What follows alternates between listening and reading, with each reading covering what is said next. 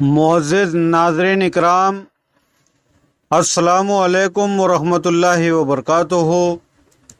میں صوفی G M خلیل قادری الچشتی افتخاری، خاک پائے پنجتن پاک، پھر آپ کی خدمت میں ایک نیا اور دلچسپ موضوع لے کر حاضر ہوا ہوں۔ لیکن اس سے پہلے اگر آپ ہمارے چینل پہ نئے ہیں تو ہمارے چینل کو سبسکرائب کیجئے، لائک کیجئے، شیئر کیجئے اور بیل آل کا بٹن دبائیے تاکہ ہمارا ہر آنے والا ویڈیو آپ کو جلد از جلد حاصل ہو سکے۔ عزیزان محترم، آج ہم جس موضوع پر بات کرنے والے ہیں اس موضوع کا عنوان ہے من انا، یعنی میں کون ہوں۔ جب یہ سوال ایک صاحب تحقیق شخص کے دماغ میں جنم لیتا ہے تو اس شخص کو وہ خیال بارگاہ مرشد کامل تک کھینچ کر لے جاتا ہے۔ بارگاہ مرشد میں پہنچ کر وہ طالب صادق ایمان کی دولت سے سرفراز ہو کر سفر باطن کی طرف قدم بڑھا لیتا ہے۔ قال اللہ عز وجل وطائفۃ قد احمتہم انفسہم یظنون باللہ غیر الحق ظن الجاہلیہ۔ اس کا ترجمہ ہے کہ اے محمد صلی اللہ تعالی علیہ وسلم، آدمیوں کے گرد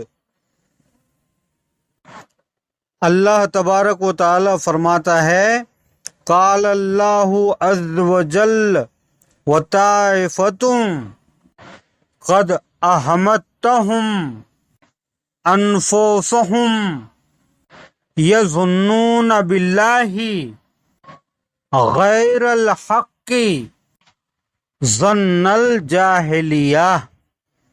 اس کا ترجمہ ہے کہ اے محمد صلی اللہ تعالی علیہ وسلم، آدمیوں کے گروہ میں ایک گروہ ایسا ہے جنہوں کے نفوس نے ہمت کی ہے اس گمان پہ کہ اللہ کے ساتھ غیر اللہ بھی موجود ہے، اور یہ ظن جہالت ہے۔ اس کی وضاحت یوں ہے کہ اے میرے محبوب محمد صلی اللہ تعالی علیہ وسلم، انسانوں کے درمیان کچھ انسان ایسے بھی ہے جن کے نفس میں، یعنی جن کے خیالوں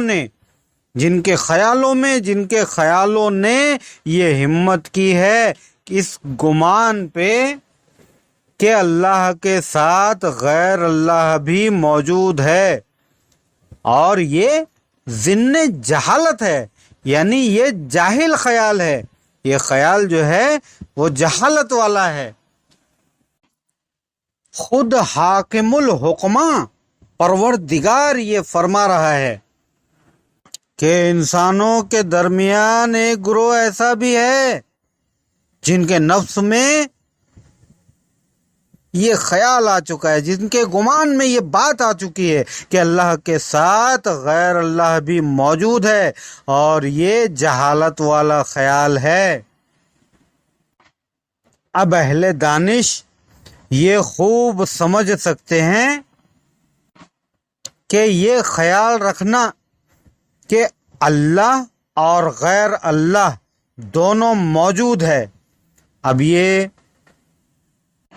فیصلہ ناظرین خود کریں کہ یہ علم ہے یا جہالت۔ خیال رہے کہ یہ بات ان لوگوں کے ہی سمجھ میں آ سکتی ہے جو لا الہ الا اللہ محمد رسول اللہ کو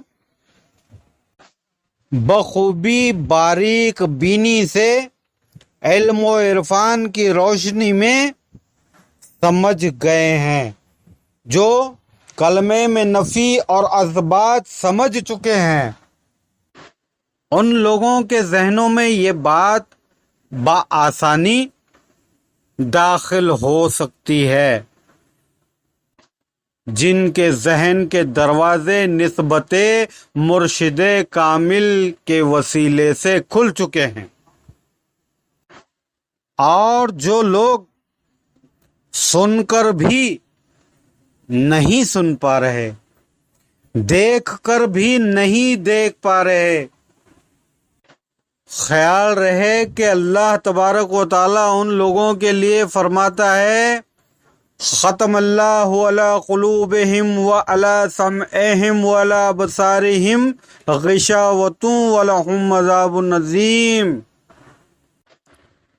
یعنی اللہ فرماتا ہے مہرے لگا دی ہم نے ان کے دلوں پر اور ان کے کانوں پر اور ان کی آنکھوں پر، اور ان کے لیے عذاب ہیں۔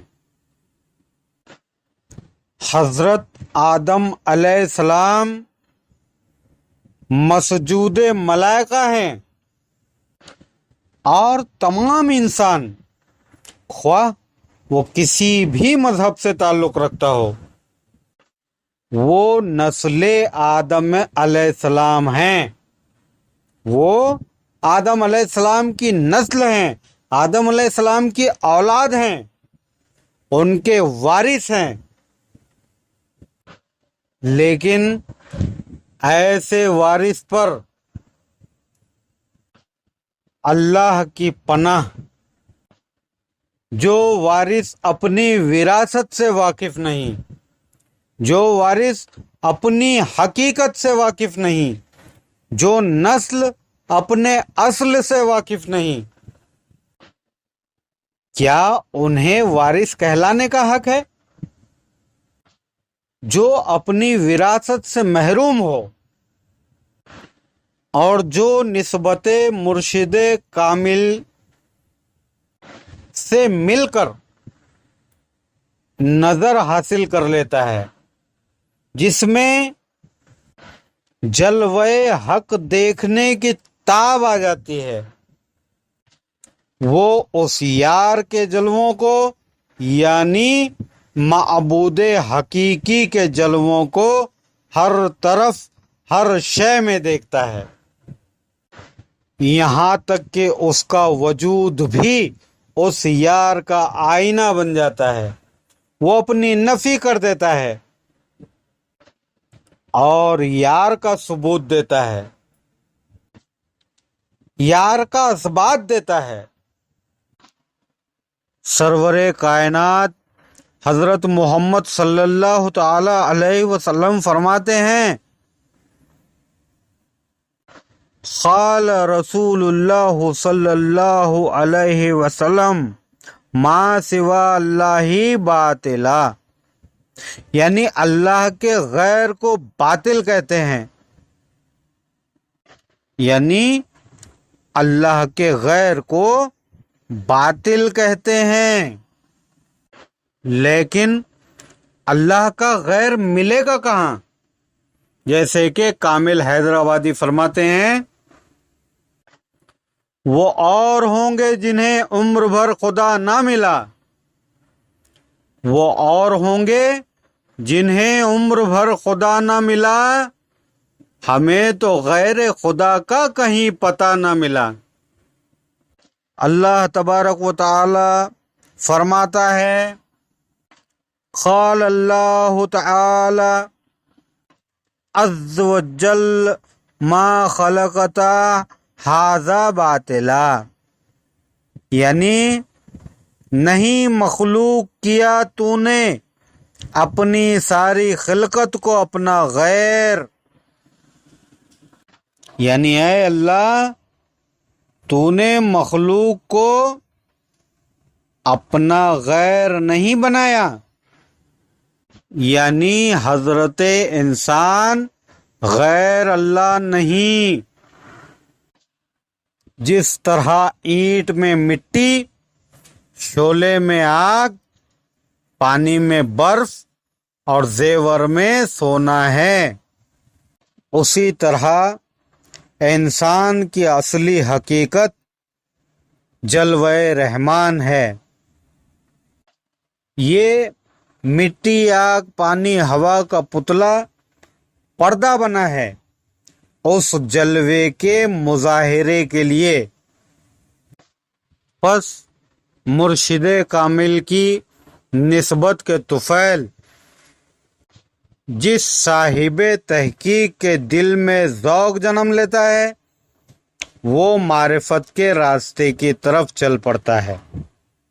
اسی لیے مولا کائنات حضرت علی کرم اللہ وجہ فرماتے ہیں کہ من عرف نفسہ فقد عرف ربہ، جس نے اپنے نفس کو پہچانا اس نے اپنے رب کو پہچانا۔ اسی موضوع پر رضوان حیدرآبادی صاحب فرماتے ہیں کہ خاک کے پتلے کو شاہانہ خلافت کیسی، جس کے ماں باپ نہ ہو اس پہ یہ آفت کیسی، یہ خلیفہ ہے تو پھر اس میں جہالت کیسی، ایک جاہل کے حوالے یہ امانت کیسی۔ وہ امانت ہے جو آدم میں ہو حوا میں نہ ہو۔ آپ ہی سوچئے کیا چیز ہے، حیرت کیسی۔ بارگاہ خداوندی میں اٹھا کر انگلی، دید بن دیتا ہے زاہد یہ شہادت کیسی۔ جو کرے خود کی پرستش وہ ہے توحید پرست، نہ کرے خود کی پرستش تو وہ وحدت کیسی۔ لو کان فیہما آلہۃ الا اللہ لفسدتا۔ اس کا ترجمہ ہے کہ اگر زمین اور آسمان میں غیر اللہ موجود ہوتا، یعنی کوئی اللہ کا غیر موجود ہوتا، اگر زمین اور آسمان میں اللہ کا غیر موجود ہوتا تو پھر زمین اور آسمان خراب ہو جاتے، فاسد ہو جاتے۔ اس کا مطلب یہ ہے کہ زمین اور آسمان میں اللہ کا غیر کوئی موجود نہیں۔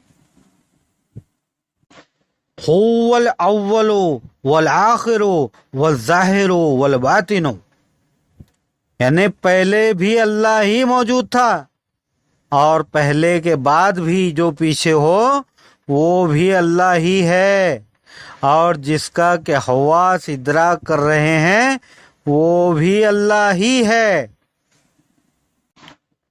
جو احساس میں نہیں آتا، جو حس میں نہیں آتا وہ بھی اللہ ہی ہے۔ وہ لوگ جو تنقید کرتے ہیں صوفیوں پر، خودی پرستوں پر، جو انگشت نمائی کرتے ہیں وحدت الوجود کے پرستاروں پر، علم باطن جاننے والوں پر، تو کیا اللہ تبارک و تعالیٰ ان سے نہیں فرماتا وَفِي أَنفُسِكُمْ أَفَلَا تُبْصِرُونَ، تم اپنی نفسوں میں کیا نہیں دیکھتے؟ نَحْنُ أَقْرَبُ إِلَيْهِ مِنْ حَبْلِ الْوَرِيدِ، میں تمہاری شہ رگ سے بھی قریب ہوں۔ اسی موضوع پر استاد سیف اللہ صاحب بوقردنی فرماتے ہیں، ہے ختم پیر کی چوکھٹ پہ بندگی کی حدیں، اب اس سے آگے کوئی راستہ تلاش نہ کر، تیرا وجود ہی خود مظہر الہی ہے، تو اپنی ذات سے باہر خدا تلاش نہ کر۔ اس خاکسار کے 4 مصرے ہیں کہ خدا تھا میں، خودی کے عشق نے بندہ بنا ڈالا، میری ہی شکل کا ایک دوسرا نقشہ بنا ڈالا، فرشتے کیا معلم ان کا خود سمجھا نہیں مجھ کو کہ آخر کس نے میری ذات کو پردہ بنا ڈالا۔ سنا کر نحن اقرب نفس کے پردے میں رہتا ہے، میری ہستی کو جس نے لائق سجدہ بنا ڈالا۔ مصفا کر دیا مجھ کو خلیل ان کی نگاہوں نے، مشبہ شکل دکھلائی مجھے شیدا بنا ڈالا۔